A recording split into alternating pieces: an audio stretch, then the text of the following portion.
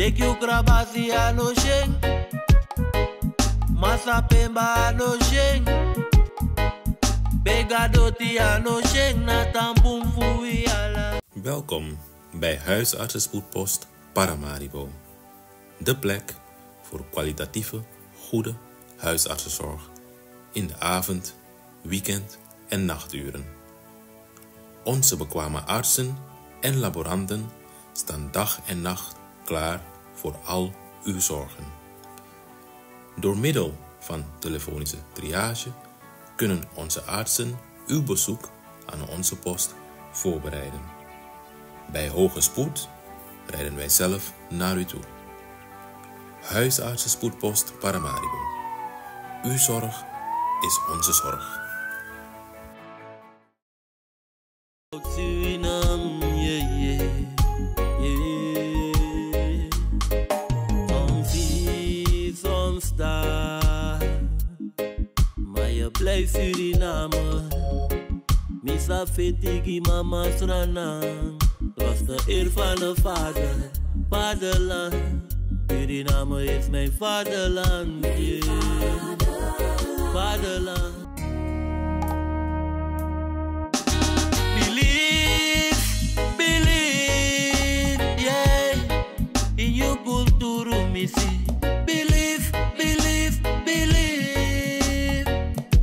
Ino me sanai puru misi mi ba. Teki ukrabasi ano sheng. Ja, Bradanga Sajau, de Baka Kulturu TV speciaal voor jou. Hier locatie Rotterdam. Een week geleden dan, is er een ravage hier geweest hier in Rotterdam. En dan kunnen jullie zien hoe erg het is geweest. Ja, als je de beelden hebt gevolgd, hoe de mensen hier onder het puin lagen. En er kwam geen schot. En de familie is tekeer geweest. En ja, dit is de plek. Kulturu TV speciaal voor jou hier op locatie. En dan kunnen jullie met z'n eigen ogen zien hoe erg of het is. We gaan kijken als we nog wat mensen kunnen spreken die dit van dichtbij hebben meegemaakt. En dan gaan wij voor jullie even op pad. Ja, goeiedag dames en heren. Hier zijn we weer, Kulturu TV speciaal voor jou. Hier hebben we een meneer, die woont hier in de buurt. Dag meneer, wat is uw naam? Peter Huizans. Dag meneer, u woont hier in de buurt? Ja, hier op de Scheren, in de Heatkamp flat. En heeft u wat meegekregen over de situatie hier? Precies om 8:30 ging onze raam op de 12e verdieping. Voelde je gewoon de druk. En we zagen ontzettend veel vlammen, maar we zagen de raam gewoon zo gaan. Dat was een enorme kanaal geweest dus? Ontzettend hard, dat is niet normaal. En u woont op de 12e verdieping? 12e verdieping. 12 hoog. En, en hoe ver is het van u verwijderd? Hoeveel meters? Nou, 200 meter. 200 meters. En wat vindt u van de situatie dat een drugslab hier zou zijn of zo? Ja, het is verschrikkelijk natuurlijk. Zoiets doe je niet in een wijk. Nee, dat doe je niet in een wijk zou je denken, maar toch gebeurt het. Ja, en de dader moet daarvoor goed aangepakt worden. En er lagen mensen onderin en de politie ging er niet naartoe. Wat vond u daarvan? De emoties van die mensen die er overheen wilden, dat begreep ik. Maar het was niet goed, want als jij dinsdag die ene man wil zoeken, dan heb je ook kans dat je die verpest voor die andere twee die er nog lagen. Dus ik vond dat de politie dat ze moest doen. Maar ja, goed, emoties lopen hard op. En te hard, want de politie heeft zijn handen vol werk gehad. Ook de volgende dag met 2 mensen te arresteren. Dat is toch niet normaal dat je dat als politieagent moet doen. Inderdaad, het is zoveel gebeurd, emoties allemaal komen bij kijken. En natuurlijk, de mensen die hier in de buurt wonen, die hebben een soort trauma opgelopen, zou je denken. Deze mensen die hier aan de overkant, dat kan ik best begrijpen dat de mensen willen verhuizen of uit de wijk willen. Dat kan ik best begrijpen. En het is inderdaad vervelend en zulke dingen doe je niet in een wijk, drugs. Nee, dat is het allerergste. En ik hoop werkelijk, als die man schuldig is, dat hij goede straf krijgt van mij. Ik vind hij heeft 3 dode mensen, 3 verschillende mensen heeft hij op zijn geweten. Daar 20, 30 woningen wat helemaal fysiek zijn, die mensen niet meer terugkomen. Al hun privéspullen zijn weg. Dus deze man moet echt goed gestraft worden, als hij het is. Inderdaad, als hij de veroorzaker heeft, heeft hij zoveel op zijn kerfstok. Juist. Nou meneer, we gaan u bedanken voor uw Jullie ook. Dank u wel hè.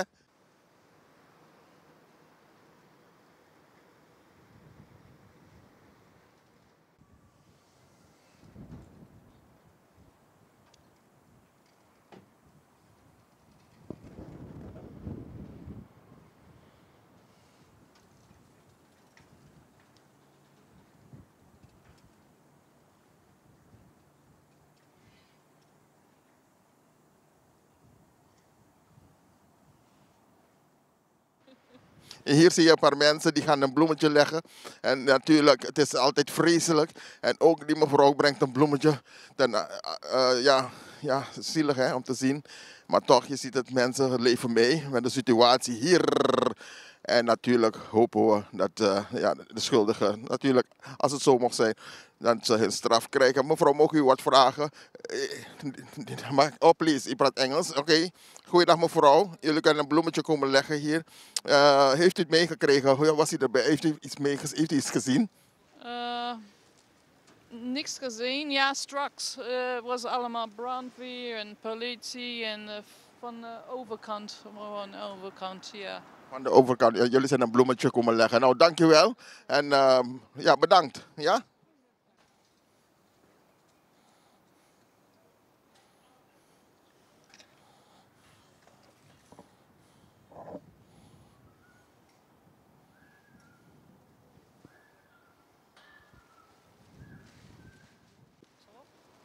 Ja, dames en heren, Kulturu TV. Hier hebben we weer 2 mevrouwen voor ons staan. Dag mevrouw, hoe gaat het met u? Ja, met mij redelijk. Ik moet nou naar de dokterspraktijk. Dus. U moet naar de dokter. U heeft het meegekregen wat er is gebeurd? Ja, ik zat bij het raam eigenlijk te puzzelen. Af en toe was televisie en ik hoorde ineens een vreselijk grote klap. En ik denk, oh jee, ze zijn weer bezig, hè, want vuurwerkbom waarschijnlijk. En eigenlijk heb ik er verder niet zo bij stilgestaan. Totdat ik het de volgende dag hoorde. En ja, het is natuurlijk heel erg wat er gebeurd is. En dat moet niet kunnen natuurlijk. Het moet niet kunnen. U heeft het ook meegemaakt? Ja, ik werk toevallig hier in de buurt. Ik zit toevallig in de zorg. Ja. En, het gebeurde s'avonds, hè? Ja. Het gebeurde s'avonds? Ja, het gebeurde s'avonds. Dus... 9? Ja, tussen 8 en 9, toch? Ja, 6 minuten over 9. Heel toevallig. Ja, ik keek gelijk op de klok. Het was 6 over 9. Ja. Je voelt met die mensen mee, weet je wel. Als je ernaar kijkt, het is onbewoonbaar. Mensen moeten naar een woonruimte gaan zoeken. Dit is toch geen doen dit. Maar wat vind je ervan dat er een laboratorium of drugs iets daaronder was? Te gek voor woorden. In een woonwijk? Ja, het moet helemaal verboden zijn en zeker in een woonwijk. Volgens de berichten zou het gaan, want ze hebben spullen gevonden. Het is nog niet officieel bevestigd, maar schijnbaar gaat het om een lab, drugs. Maar is dat ook waarschijnlijk bevestigd dan dat het om een drugslab gaat? Dus ze hebben nu materialen gevonden, materialen. En dat zou wijzen op een lab.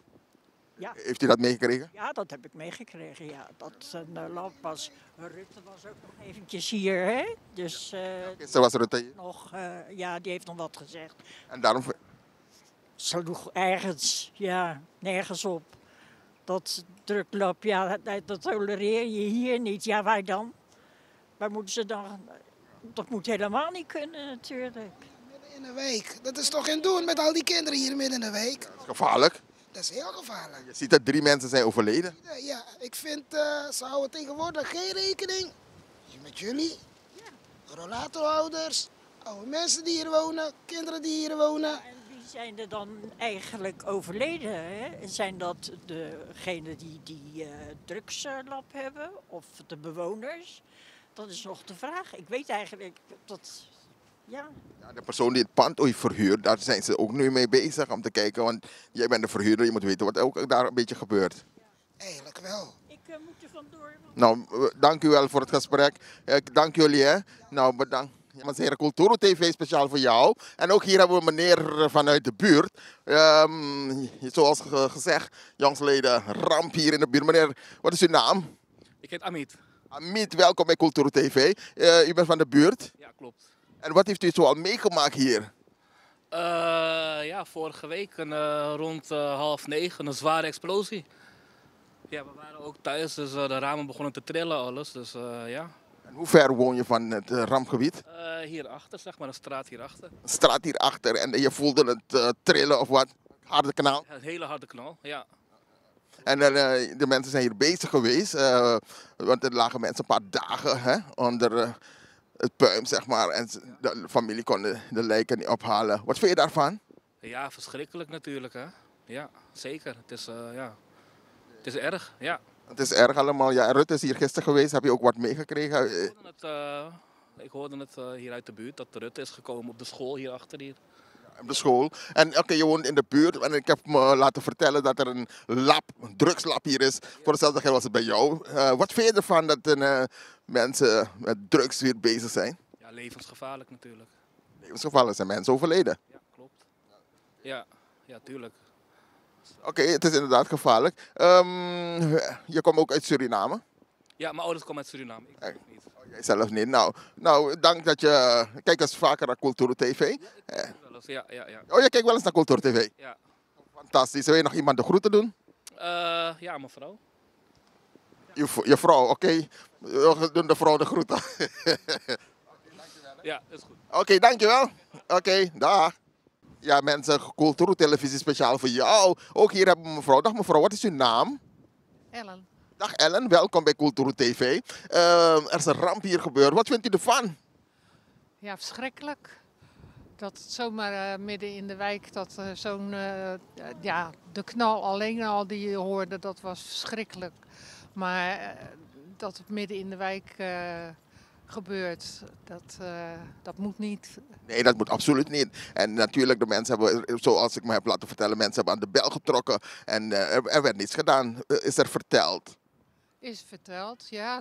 Heb ik ook maar van horen hoor. Maar, want ik ben niet degene geweest. Maar als je daar langs liep, ja, dan rook je wel altijd wat. Er was altijd wel een luchtje van, hey, hier is er iets mis, hier klopt iets niet.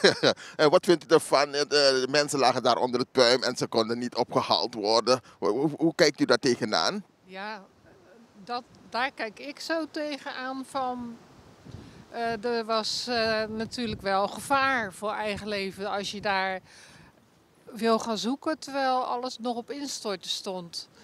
Dus mensen zeggen ja, als je familie daar ligt en de politie doet niks. Ik zou reageren hoor, maar ik kon wel... Ja, plus dat je dan zag dat ze zonder helmen en zo gingen en ja, de politie ook. En nee, ook dat was niet goed, maar wel begrijpelijk. Ja, natuurlijk, het is begrijpelijk, maar ja, als je mensen daar liggen onder, dan denk je, oh jee, wat moet ik doen? Maar het is begrijpelijk. Maar goed, wilt u nog iets zeggen? Misschien kijken mensen die luisteren, die denken van, joh, ik zit nu in een woonwijk met dingen te doen. Wat zou uw advies zijn als u ziet wat zo'n ramp met mensen kan doen? Nou ja, sowieso dat vuurwerk niet meer terugplaatsen in die vuurwerk. Want in eerste instantie dachten nu ook de meeste mensen aan die vuurwerkopslag. En dat was het dus gelukkig niet. Dan was de ramp nog groter geweest, denk ik. Maar dat mag sowieso niet terug. Sowieso niet, maar het schijnt dat het misschien een drugslab was. Nee, waar de vuurwerk opgeslagen niet. Is niet. Was het een drugslab of niet? Want men denkt nou aan een drugslab. Wat ontploft is, dat was waarschijnlijk van, wat ze nu allemaal zeggen, een drugslab. Maar een paar containers verder, daar ligt vuurwerk opgeslagen. Ja, ik heb het gezien, ik zie een bord daar met vuurwerk. En die zou dus dan, ja, moet even gaan nadenken. Ja, zeker. Daar wordt gelukkig nu ook over gepraat, van dat niet meer terug mag komen. En daar sta ik volledig achter. Ja hoor. Nou, het is natuurlijk een trauma, het is een ramp hier in de buurt. We gaan u bedanken. Heeft u nog iets te melden? Nee. Dank u wel dat u ons te woord heeft gestaan. De nabestaanden, heel veel sterkte toe. Dank u wel voor uw woorden. Dank u wel. We wensen u een fijne dag. Dank u. Ja mensen, u ziet het weer. We zijn hier op locatie. Een week na de verwoestende explosie in Rotterdam, hier waar we staan. Waarbij 3 mensen het leven hebben gelaten natuurlijk. Het is vreselijk. Maar ook wij van Cultuur TV condoleren de nabestaanden. Slachtoffers zijn gevallen, dat is nooit goed. En de onrust daar groot natuurlijk. Mensen zijn verbijsterd dat dit in een woonwijk kan gebeuren. Ja, natuurlijk, gisteren was de minister-president hier ter plaatse. Om de mensen een beetje een hart onder de riem te steken natuurlijk. Maar je blijft verbaasd dat dit, waar ze drugs maken daar tussen de mensen. Hè, mensen wonen boven, jij bent beneden bezig. Dus dat zijn de vermoedens. Ja, het is vreselijk om te zien. Wij van Cultuur TV speciaal op locatie voor jullie. En wij zeggen weer, mensen, blijf opletten waar je ook bent. Natuurlijk, het is nooit goed om zulke dingen mee te mogen maken. Cultura TV is speciaal voor jou. En blijf abonneren, blijf delen, sharen. Wij van Cultura TV zijn er speciaal voor jou. Heeft u ook een mededeling, heeft u wat meegemaakt en u wilt Cultura TV op locatie hebben, dan stuurt u uw brief, mail of u belt naar Cultura TV. En wij komen langs of u komt naar ons toe en dan kunnen we kijken wat we voor elkaar kunnen betekenen. Uw bedrijf, noem het maar op, Cultura TV, speciaal voor jou.